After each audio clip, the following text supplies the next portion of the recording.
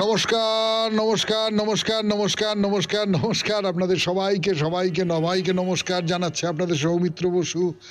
সবাইকে অজস্র শুভকামনা জানাচ্ছে, সবাইকে স্বাগত জানাচ্ছে আজকের এই শরণাগত অনুষ্ঠানে এবং সবাইকে শুভ সকাল জানাচ্ছে। শুভ হোক, শুভ হোক, শুভ হোক, সকলের শুভ হোক। আজকে প্রিয়বাদিনী দেবীর আবির্ভাব তিথি ও উৎসবেই। প্রিয়বাদিনী দেবী হচ্ছেন বৌদ্ধ ধর্মের এক দেবী। তিনি বজ্রপাণির দূত বা দূতী, যা কিছু বলুন না কেন। আজকে তার জন্মের সূত্রে, তার জন্মতিথির সূত্রে আজ একটি পুণ্য দিন। যারা বৌদ্ধ ধর্মাবলম্বী তাদের ক্ষেত্রে তো বটেই, নিশ্চয়ই আমাদের ক্ষেত্রেও, আমাদের সকলের ক্ষেত্রে। বেণীমাধব শীলের পঞ্জিকা অনুযায়ী আজকের দিনটার কথা বলি এবার। আজকে 28শে পৌষ 1431, ইংরেজির 13ই জানুয়ারি 2025 সোমবার। আজ কিন্তু পূর্ণিমা। সূর্যোদয়ের সময় সকাল 6:25, সূর্যাস্তের সময় বিকেল 5:07। নক্ষত্র আর্দ্রা। আজকে জন্মে মিথুন রাশি, শূদ্রবর্ণ, মতান্তরে বৈশ্যবর্ণ, নরগণ। দিনের বেলা 11টার সময় দেবগণ। শেষ রাত্রি 4:56 গতে, কর্কট রাশি, বিপ্রবর্ণ। আমাদের হোয়াটসঅ্যাপে চিঠি পাঠাবার নাম্বার 9831922927। চিঠির গোড়ায় অতি অবশ্যই SG লিখতে হবে। এবারে আজকের অনুষ্ঠান সম্পর্কে বলি। আজকের অনুষ্ঠানে প্রথমে পুরাণ চিরন্তন। পুরাণ চিরন্তনে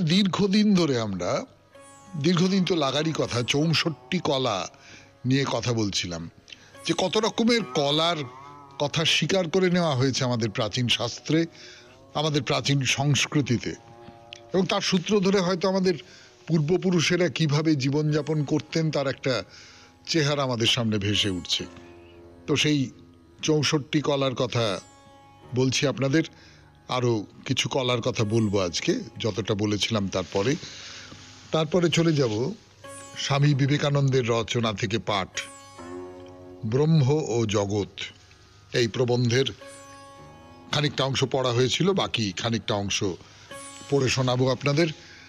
তারপরে ঠাকুর শ্রী রামকৃষ্ণ পরমহংসদেবের কথামৃত থেকে পাঠ, স্বামী লোকেশ্বরানন্দের রচনা থেকে পাঠ, আপনাদের চিঠিপত্র এবং শেষে বাইরে দূরে। 92.7 বিগ FM এ শরণাগত অনুষ্ঠান শুনছেন। আমি আছি আপনাদের সঙ্গে, আপনাদের সৌমিত্র বসু।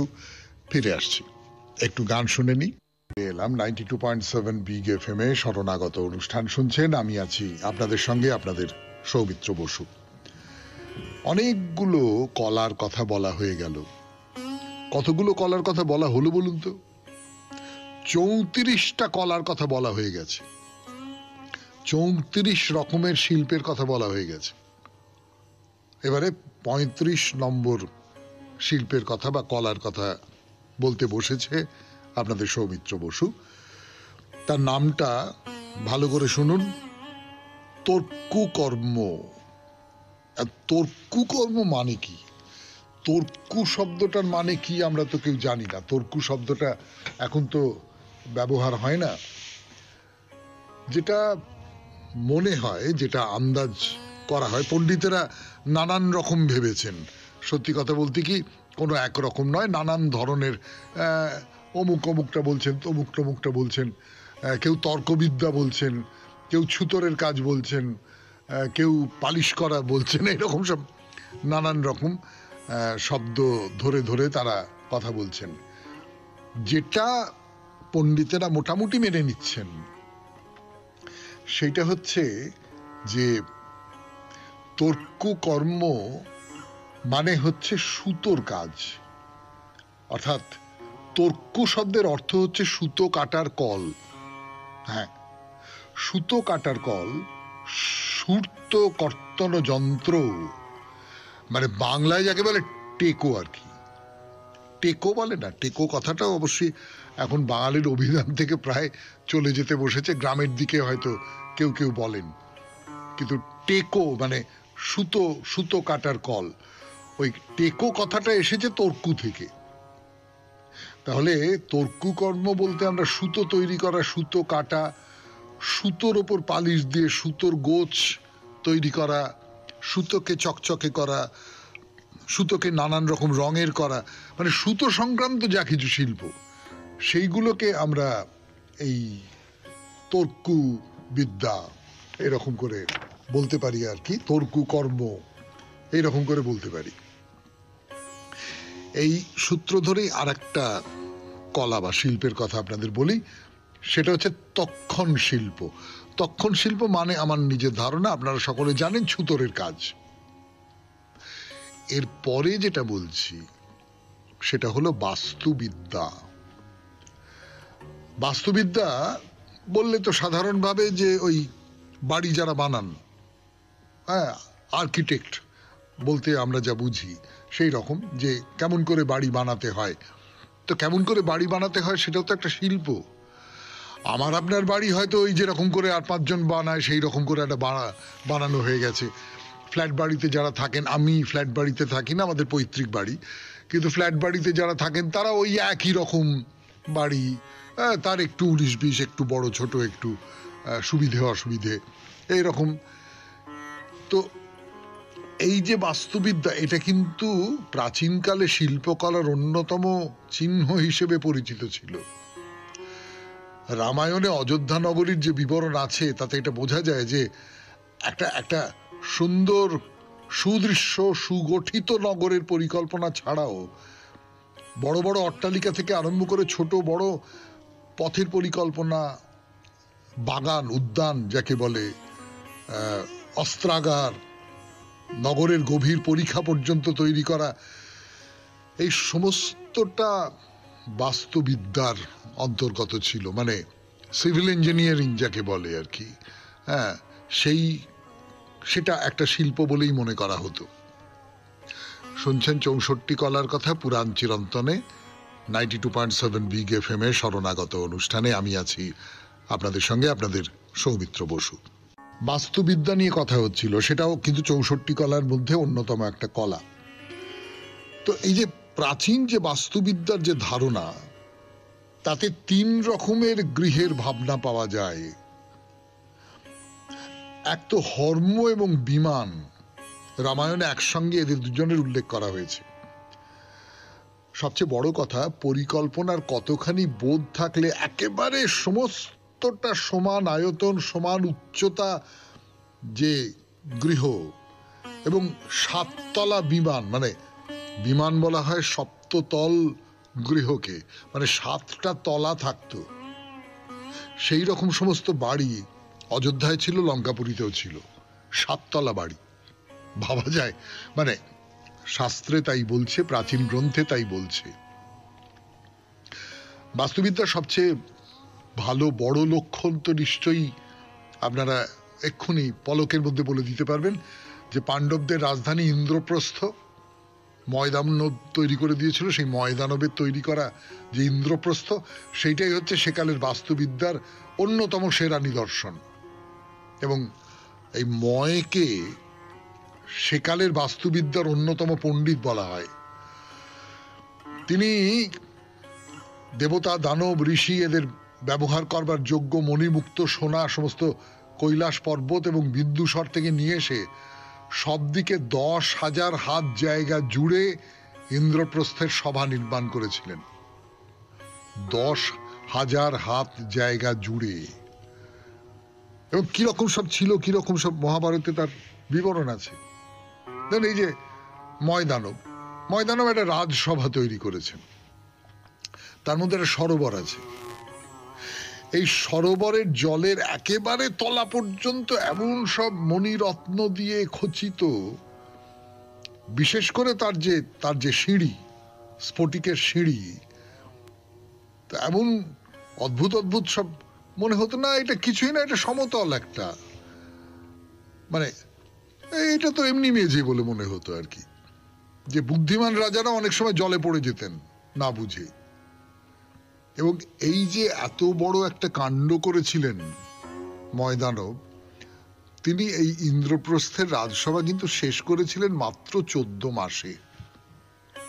14 মাসের খাটুনির ফল ইন্দ্রপ্রস্থের রাজসভা। শুনলেন পুরাণ চিরন্তন 92.7 বিগ এফএম এ শরণাগত অনুষ্ঠানে। এবারে গানের পর স্বামী বিবেকানন্দের রচনা থেকে পাঠ। গতদিন যতটা পড়েছিলাম তারপর থেকে পড়ে শোনাচ্ছি স্বামী বিবেকানন্দের রচনা ব্রহ্ম ও জগৎ। 92.7 বিগ এফএম এ শরণাগত অনুষ্ঠান শুনছেন আপনারা। আমি আপনাদের সৌমিত্র বসু। অতএব দেখা গেল কাল মনের অবস্থার উপর সম্পূর্ণ নির্ভর করিতেছে। দ্বিতীয়ত কালের জ্ঞান সময় সময় একেবারে অন্তর্হিত হয়, আবার অপর সময় আসিয়া থাকে। দেশ সম্বন্ধেও এইরূপ। আমরা দেশের স্বরূপ জানিতে পারি না, তথাপি উহার লক্ষণ নির্দিষ্ট করা অসম্ভব মনে হইলেও উহা যে রহিয়াছে তাহা অস্বীকার করিবার উপায় নাই। উহা আবার কোন পদার্থ হইতে পৃথক হইয়া থাকিতে পারে না। নিমিত্ত বা কার্যকারণ ভাব সম্বন্ধেও এইরূপ। এই দেশ ও কাল ও নিমিত্তের ভিতর এই একই বিশেষত্ব দেখিতেছি যে উহারা অন্যান্য বস্তু হইতে পৃথকভাবে অবস্থান করিতে পারে না। তোমরা শুদ্ধ দেশের বিষয়ে ভাবিতে চেষ্টা করো, যাহাতে কোনো বর্ণ নাই, যাহার সীমা নাই, চারিদিকের কোনো বস্তুর সহিত যাহার কোনো সংস্রব নাই, উহার বিষয়ে চিন্তাই করিতে পারিবে না। তোমাকে দেশের বিষয়ে চিন্তা করিতে হইলে দুইটি সীমার মধ্যস্থিত অথবা তিনটি বস্তুর মধ্যে অবস্থিত দেশের বিষয়ে চিন্তা করিতে হইবে। তবেই দেখা গেল দেশের অস্তিত্ব অন্য বস্তুর উপর নির্ভর করিতেছে। কাল সম্বন্ধেও তদ্রূপ। শুদ্ধ কাল সম্বন্ধে তুমি কোনো ধারণা করিতে পারো না। কালের ধারণা করিতে হইলে তোমাকে একটি পূর্ববর্তী আর একটি পরবর্তী ঘটনা লইতে হইবে এবং কালের ধারণার দ্বারা ওই দুইটিকে যোগ করিতে হইবে। দেশ যেমন বাহিরের দুইটি বস্তুর উপর নির্ভর করিতেছে, কালও তেমনি দুইটি ঘটনার উপর নির্ভর করিতেছে। আর নিমিত্ত বা কার্যকারণ ভাবের ধারণা এই দেশ ও কালের উপর নির্ভর করিতেছে। দেশ ও কাল ও নিমিত্ত এই সবগুলিরই ভিতর বিশেষত্ব এই যে উহাদের স্বতন্ত্র সত্তা নাই। এই চেয়ারখানা বা ওই দেওয়ালটার যেরূপ অস্তিত্ব আছে উহার তাহাও নাই। ইহারা যেন সকল বস্তুরই পিছনে ছায়ার মতো, তুমি কোনো মতে উহাদিগকে ধরিতে পারো না। উহাদের তো কোনো সত্তা নাই, আবার উহারা যে কিছুই নয় তাহাও বলিতে পারা যায় না, কারণ উহাদেরই ভিতর দিয়া জগতের প্রকাশ হইতেছে। অতএব আমরা প্রথমত দেখিলাম এই দেশ ও কাল ও নিমিত্তের সমষ্টির অস্তিত্ব নাই এবং উহারা একেবারে অসৎ বা অস্তিত্ব শূন্য নহে। দ্বিতীয়ত উহারা আবার একসময় একেবারে অন্তর্হিত হইয়া যায়। উদাহরণস্বরূপ সমুদ্রের উপর তরঙ্গ চিন্তা করো। তরঙ্গ অবশ্যই সমুদ্রের সহিত অভিন্ন, তথাপি আমরা মনে করি ইহা তরঙ্গ এবং সমুদ্র হইতে পৃথক। এই পৃথক ভাবের কারণ কি? নাম ও রূপ। নাম অর্থাৎ সেই বস্তু সম্বন্ধে আমাদের মনে যে একটি ধারণা রহিয়াছে, আর রূপ অর্থাৎ আকার। আবার তরঙ্গকে সমুদ্র হইতে একেবারে পৃথক রূপে কি আমরা চিন্তা করিতে পারি? কখনোই না। উহা সকল সময়েই ওই সমুদ্রের ধারণার উপর নির্ভর করিতেছে। যদি ওই তরঙ্গ চলিয়া যায় তবে রূপ অন্তর্হিত হইল, কিন্তু ওই রূপটি যে একেবারে ভ্রমাত্মক ছিল তাহা নহে।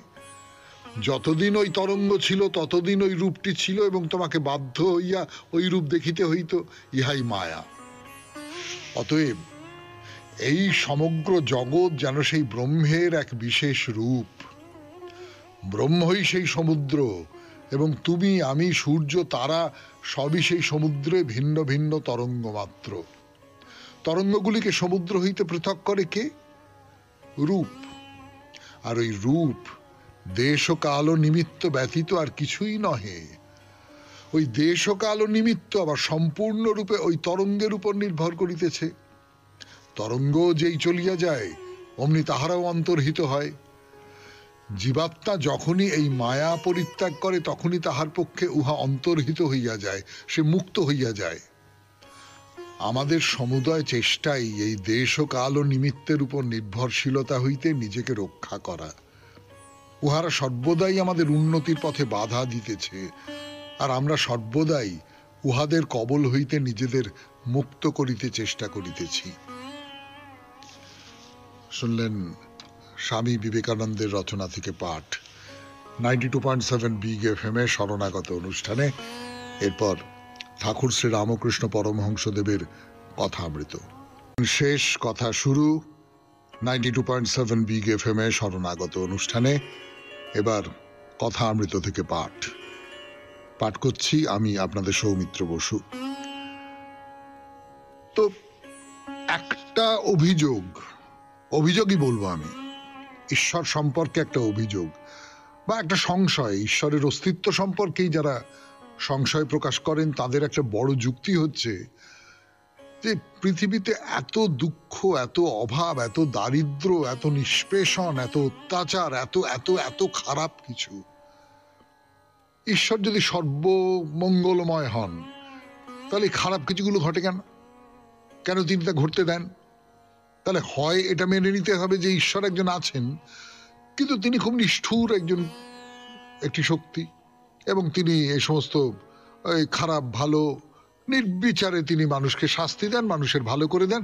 মানে এর পেছনে কোনো একটা সচেতন, একটা বোধ বুদ্ধি সম্পন্ন, বিচার বুদ্ধি সম্পন্ন কোনো অস্তিত্বের জায়গা নেই। তা না হলে এত অত্যাচার কেন? তো এইটা নিয়ে কথা হচ্ছিল যে ঈশ্বর এত দুঃখ কেন করেছেন। তা মাস্টারমশাই বলছেন যে বিদ্যাসাগর অভিমান করে বলেন ঈশ্বরকে ডাকবার আর কি দরকার। দেখো, চেঙ্গিস খাঁ যখন লুটপাট আরম্ভ করলো তখন অনেক লোককে বন্দি করলে, ক্রমে প্রায় 1 লক্ষ বন্দি জমে গেল। তখন সেনাপতিরা এসে বললে, মহাশয় এদের খাওয়াবে কে? সঙ্গে এদের রাখলে আমাদের বিপদ, কি করা যায়? ছেড়ে দিলেও বিপদ। তখন চেঙ্গিস খাঁ বললেন যে তাহলে কি করা যায়, ওদের সব বধ করো। তাই কচাকচ করে কাটবার হুকুম হয়ে গেল। তো এই হত্যাকাণ্ড তো ঈশ্বর দেখলেন, কই একটু নিবারণ তো করলেন না। তা তিনি থাকুন, আমার দরকার বোধ হচ্ছে না, আমার তো কোনো উপকার হলো না। এইটা হচ্ছে বিদ্যাসাগরের কথা। ঈশ্বর আছেন, যদি থাকেন ভালো থাকুন, তিনি সুখে থাকুন, ভালো থাকুন, আমার তাকে কোনো রকমের কোনো দরকার নেই, কাজে আমি ঈশ্বরকে ডাকছি না। এইটা একটা মত হতে পারে, বিদ্যাসাগরের মতন করে আরো অনেকে এরকম করে ভাবতে পারেন। তো শ্রীরামকৃষ্ণ কি বলছেন? বলছেন ঈশ্বরের কার্য কি বোঝা যায়, তিনি কি উদ্দেশ্যে কি করেন?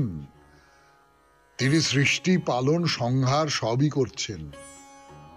তিনি কেন সংহার করছেন আমরা কি বুঝতে পারি? আমি বলি, মা আমার বুঝবার কোনো দরকার নেই, তোমার পাদপদ্মে ভক্তি দিও। মানুষ জীবনের উদ্দেশ্যই ভক্তি লাভ, আর সব মা জানেন। আরে বাগানে আম খেতে এসেছি, কত গাছ, কত ডাল, কত কোটি পাতা, এসব বসে বসে হিসেব করবার আমার কি দরকার? আমি আম খাই, গাছপাতার হিসেবে আমার দরকার নেই।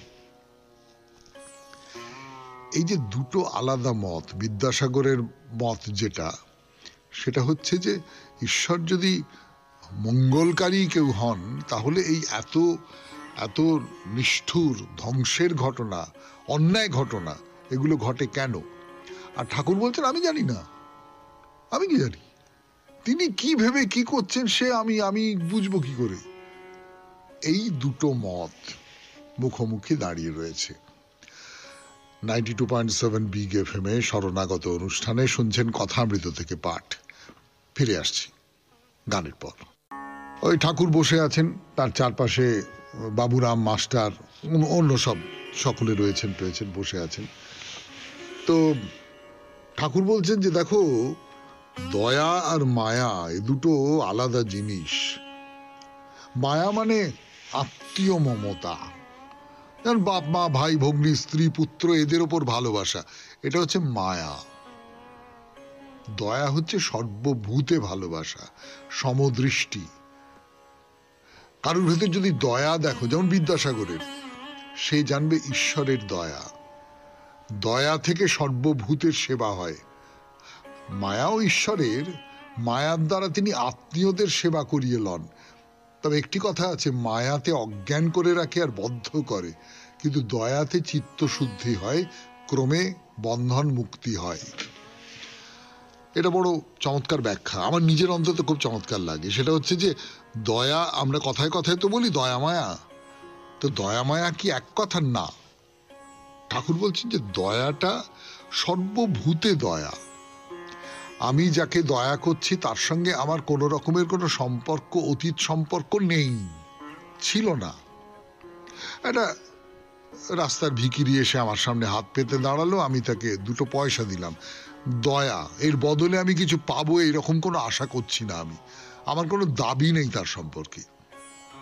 অথবা এরকম অনেকে তো করেন যে পরার্থে ধন সম্পদ দিয়ে দেন, টাকা পয়সা দিয়ে দেন, শিক্ষা বিস্তারের জন্য স্কুল করে দেওয়া, এরকম অনেকে করেছেন। মানে আমাদের এই কলকাতা শহরে অনেক স্কুল রয়েছে, বা মফস্বলে অনেক স্কুল রয়েছে কোনো না কোনো একজনের নামে। তো সেই নামে যে স্কুলটা করে দেওয়া হয়েছে, সেই স্কুলটা সেই কেন এই নামে সেসব ভুলে গেছে লোকে, কিন্তু তিনি ওটা করে দিয়েছেন, তার টাকা পয়সা দিয়ে তিনি করে দিয়েছেন, দয়া করেছেন, বা বড় প্রতিষ্ঠান তৈরি করে দিয়েছেন, এইরকমটা তো হয়। মায়ার ক্ষেত্রে ব্যাপারটা, আমি এর মধ্যে আমার আত্মীয় পরিজন যুক্ত, তো দয়ায় চিত্তশুদ্ধি হয়। আর চিত্তশুদ্ধি না হলে ভগবান দর্শন হয় না। কাম, ক্রোধ, লোভ এসব জয় করলে তবে তার কৃপা হয়, তখন দর্শন হয়। এই যে আমি দয়া করছি, এই দয়া করার পেছনে যদি আমার একটা কামনা থাকে, মায়ার যে ব্যাখ্যাটা উনি করছেন, আমি আমার ছেলেপুলের প্রতি মায়া করছি, তার বদলে আমার একটা আকাঙ্ক্ষা আছে, তাদের সঙ্গে আমার একটা সম্পর্ক আছে, তারা আমাকে দেখবে, আমার স্ত্রী আমাকে দেখবেন, বা আমি যে দয়া করছি তার বদলে আমি ভালোবাসা পাবো, এইটুকু অন্তত। তো এইটা হচ্ছে মায়া। আর দয়ার ক্ষেত্রে কোনো কিছু না চেয়েই, কোনো কিছু প্রত্যর্পণের আশা না করেই তাকে অর্পণ করা। তো এই দ্বিতীয়টায় চিত্তশুদ্ধি হয়, এবং চিত্তশুদ্ধি না হলে ভগবান দর্শন হয় না। শুনলেন কথামৃত থেকে পাঠ 92.7 বিগ FM এ শরণাগত অনুষ্ঠানে। এরপর গানের পর স্বামী লোকেশ্বরানন্দের রচনা থেকে পড়ে শোনাবো আপনাদের। রচনার নাম যুক্তি। স্বামী লোকেশ্বরানন্দের রচনা থেকে পড়ে শোনাচ্ছি আপনাদের। রচনার নাম যুক্তি। বিচার বুদ্ধি সম্পন্ন হওয়া ভালো, কিন্তু যুক্তিবাদী হলেই কি তাকে বিজ্ঞ বা জ্ঞানী বলা যায়?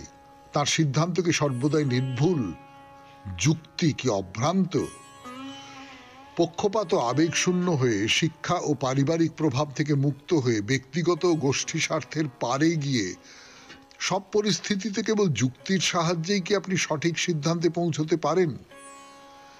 ঘুরিয়ে বললে বলতে হয়, কোনো ব্যক্তির পরিস্থিতির অথবা সমস্যা বিচারের সময় আপনি কি একেবারে নিরপেক্ষ হতে পারেন? নিজের আমিত্ব নিঃশেষে মুছে ফেলতে পারেন? সেটা কি সম্ভব?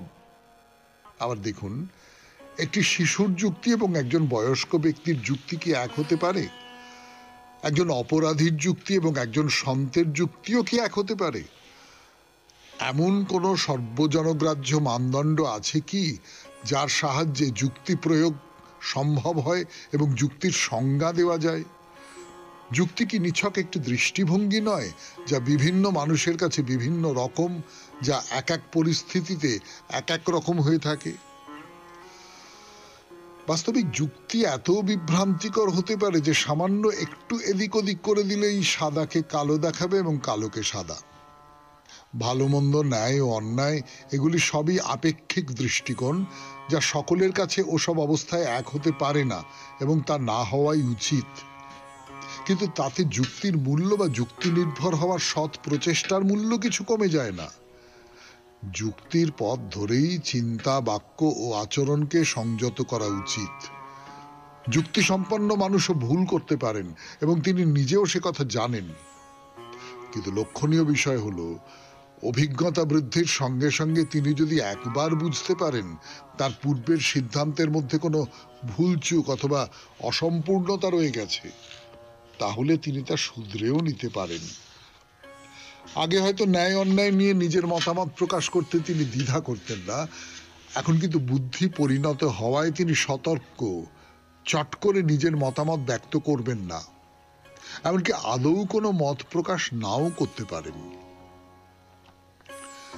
তাত্ত্বিক দিক দিয়ে দেখলে ন্যায় অন্যায় বিচারের ক্ষেত্রে যুক্তি উত্তম পন্থা, কিন্তু বাস্তব জীবনে দেখা যায় যুক্তি সহায়তা না করে প্রতারণাও করতে পারে।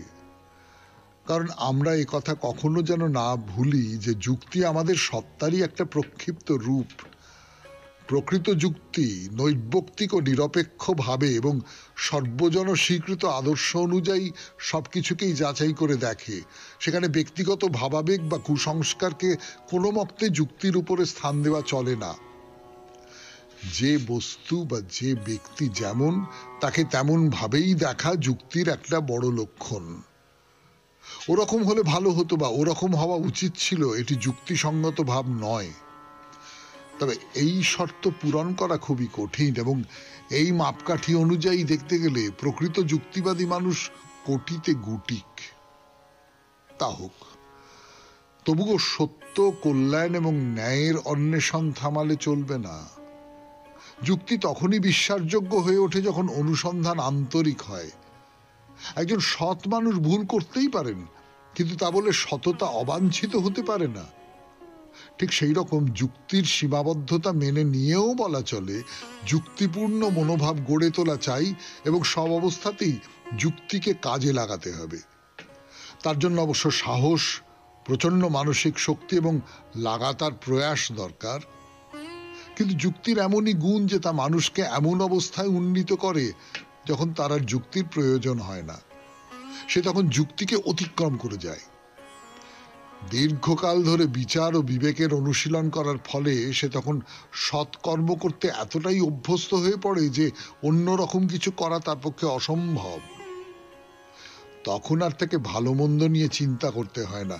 কোনটি ভালো আর কোনটি মন্দ, কোনটি উচিত এবং কোনটি অনুচিত, তখন সে অন্তরের স্বাভাবিক প্রেরণা থেকেই বুঝতে পারে।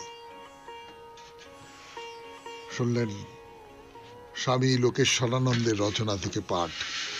রচনার নাম যুক্তি। এর চিঠিপত্র, আজকের চিঠি লিখেছেন দেবব্রত ভৌমিক। 92.7 বিগ এফএম এ শরণাগত অনুষ্ঠানে পড়ে শোনাই সেই চিঠি। আমাদের এবারের চিঠির বিষয়ে মাননীয় সৌমিত্রবাবু দিয়েছেন শুভ এবং সুখী কোনটিকে আমরা কিভাবে দেখি। শুভ ব্যাপারটির মধ্যে একটা পবিত্রতার ভাব জড়িয়ে আছে, যেমন শুভ বিজয়া, শুভ উপনয়ন, শুভ বিবাহ ইত্যাদি। শুভ এমন একটি জিনিস যার ভেতর দিয়ে শুধু আমার মঙ্গল তো আছেই, সারা পৃথিবীর মঙ্গল জড়িয়ে আছে। আমাদের এই পৃথিবীতে কিছু কিছু সময় আছে এবং সেটা যদি ক্ষণে পড়ে যায় তাহলে সকলের শুভ হয়, যেমন ভোরবেলা, সন্ধ্যাবেলা, গোধূলি বেলা। এইসব সময়গুলো আমাদের কাছে খুব পবিত্র সময়।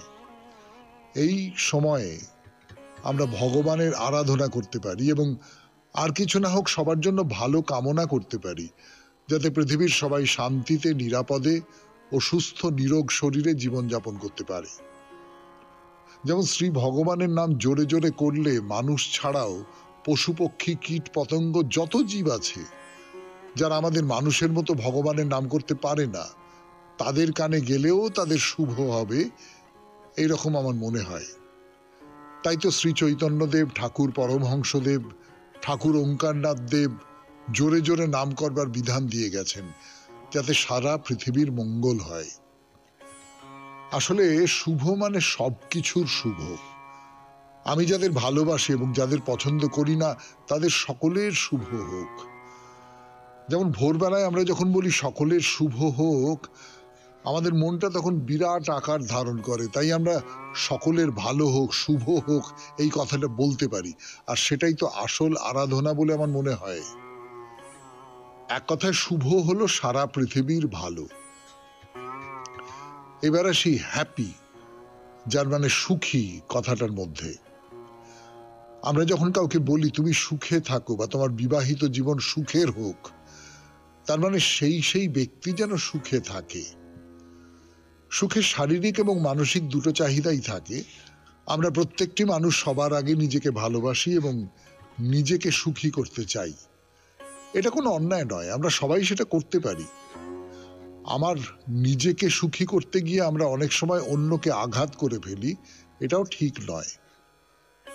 আসলে শুভ হোক বা তুমি সুখী হবে, দুটোই আমার কাছে ভালো, তবে আমরা কিভাবে সেটাকে প্রয়োগ করব সেটা আমাদের মধ্যে।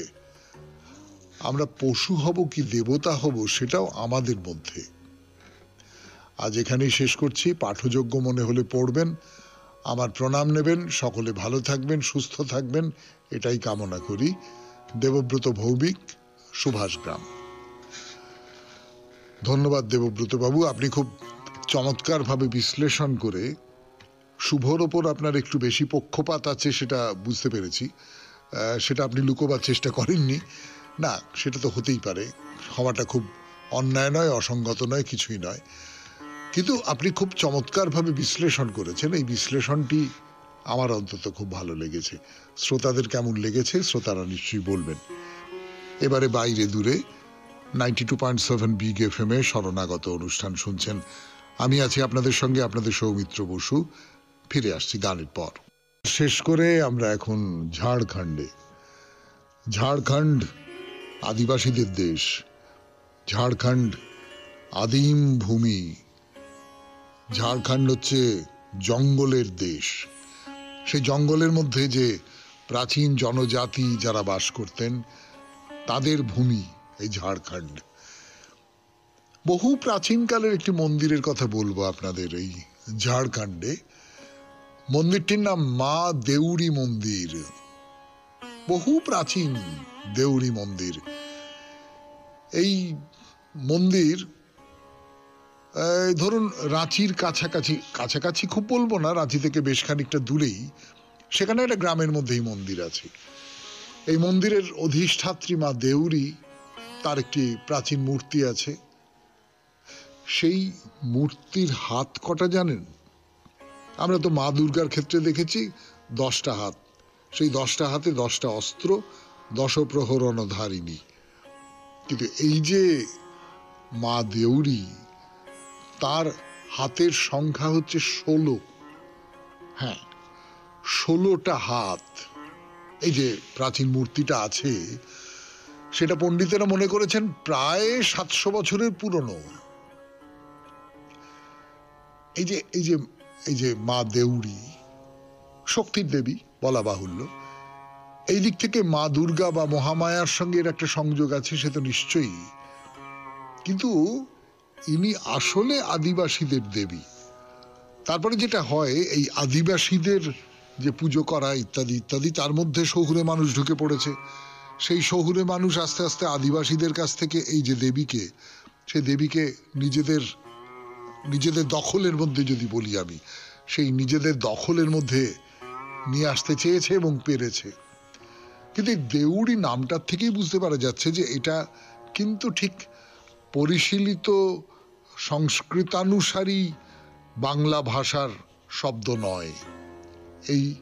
এই যে দেবীর নামকরণ, এই নামকরণের মধ্যেই একটা অসংস্কৃত, যদি বলি, সেই অসংস্কৃত একটা ধরন রয়েছে। এবং এই দেবীর নামেই দেউড়ি গ্রামটার নামকরণ করা হয়েছে। দেবীর 16টা হাত, সে তো আগেই বললাম, 3 ফুট লম্বা। এই দেবী ঢাল, তীর ধনুক, ফুল এই সমস্ত তার হাতে রয়েছে। আসলে ইনি হচ্ছেন মুন্ডা উপজাতির দেবী। এদের স্বতন্ত্র পুরোহিত আছেন, কিন্তু সেইটা নিয়ে একটা মজার ব্যাপার রয়েছে, সেই ব্যাপারের কথা বলবো পরে। কিন্তু আপাতত যেটা বলে রাখি সেটা হচ্ছে যে এই যে উপজাতিদের দেবী, সেই উপজাতিদের দেবীর যিনি পুরোহিত, তাকে ওরা বলেন পাহান। এইবারে আপনাদের আমি সেই পৌরাণিক ইতিহাসের দিকে নিয়ে যেতে চাই। অর্থাৎ ইতিহাস, তার সঙ্গে মিশে গেছে কিংবদন্তি, এই সমস্ত নিয়ে যে পৌরাণিক ইতিহাস। এই মন্দিরটা তৈরি করিয়েছিলেন যিনি, তিনি একজন আদিবাসী রাজা। তার নাম হচ্ছে কেরা। এই কেরা তো আগেই বলেছি প্রায় 700 বছরের পুরনো মন্দির। তো রাজা কেরা এই মন্দিরটা প্রতিষ্ঠা করেছিলেন। তিনি ছিলেন সিংভূমের রাজা। এই কিংবদন্তি বলছে এই রাজা কেরা একবার যুদ্ধযাত্রা করেছিলেন, যুদ্ধে হেরে গিয়েছিলেন। হেরে গিয়ে কি হলো বলবার জন্য ফিরে আসছি 92.7 বিগ এফএম এ শরণাগত অনুষ্ঠানে। গানের পর 92.7 বিগ এফএম এ শরণাগত অনুষ্ঠান শুনছেন। রাজার কথা বলা হচ্ছে, রাজা কেরার কথা। যুদ্ধে হেরে গেছেন তিনি, যুদ্ধে হেরে গিয়ে তিনি ফিরে এসেছেন তার রাজ্যে। ফিরে এসে এই মন্দিরটা প্রতিষ্ঠা করেন। এই যুদ্ধযাত্রায় ফিরে এসে তিনি দেবী দেউলি দিদি তার পুজো করতে লাগলেন। একটা শাল গাছের তলায় একটা উপবনের মতো সাজানো ছিল, সেইখানে রাজা কেরা দেবীর পুজো করলেন। রাজাকে দেবী আশীর্বাদ করলেন, করে বললেন যে যা, আবার তুই যুদ্ধে যা, এবারে তুই নিশ্চয়ই বিজয়ী হয়ে ফিরে আসবি। তো রাজা সত্যি সত্যি যুদ্ধে গেলেন এবং সেই যুদ্ধে জিতে গেলেন। তখন তিনি দেবীর নামে এই মন্দিরটা তৈরি করে দিলেন এবং সেই মন্দিরে দেবীকে প্রতিষ্ঠা করলেন। রাজা রাজরার ব্যাপার, এখানে পাহান যদি পুজো করে তাহলে রাজার মহিমা ক্ষুণ্ণ হয়। তো পাহান মানে ওই আদিবাসীদের যে পুরোহিত বলছিলাম আপনাদের। তার ফলে রাজা তখন এখানে পুজো করবার জন্য একজন ব্রাহ্মণকে নিযুক্ত করলেন। সেই ব্রাহ্মণ, তার নাম হচ্ছে চামরু পান্ডা। এই থেকে, এই চামরু পান্ডার থেকে এই মন্দিরের পুজোর ভার ব্রাহ্মণ পান্ডাদের ওপর বর্তালো। কিন্তু বাহান আদিবাসীদের পুরোহিত, তিনিও তো এই মন্দিরের পূজারী হবার যোগ্য। বস্তুত তিনিই তো আসল পূজারী। ফলে একটা অদ্ভুত নিয়ম করা হলো, জানেন। এই নিয়মটা হচ্ছে যে সপ্তাহের সব দিন ওই পান্ডারা পুজো করবেন, সেই মানে ব্রাহ্মণ পুরোহিত পুজো করবে। কেবলমাত্র বৃহস্পতিবারের পুজো, এই পুজোটা কিন্তু করবেন পাহান। ওই সপ্তাহে একটা দিন কিন্তু পুজোর অধিকার আদিবাসীদের। এবার আমরা মন্দির দেখতে যাব। তার আগে বলে রাখি, মন্দির আপনারা যদি আশা করে থাকেন যে আবার একটা প্রাচীন আদিবাসী মন্দির দেখব, তাহলে সে আশা ভঙ্গ করে দিয়ে তবেই আমি মন্দির দেখাতে নিয়ে যেতে পারি। কেননা মন্দির তার প্রাচীন রূপে নেই।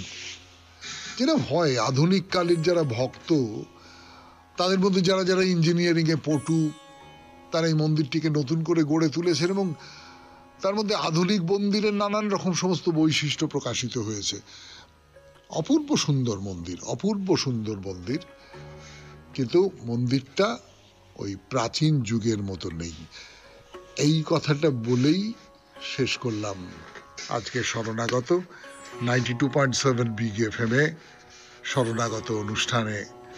আমি ছিলাম আপনাদের সঙ্গে আপনাদের সৌমিত্র বসু।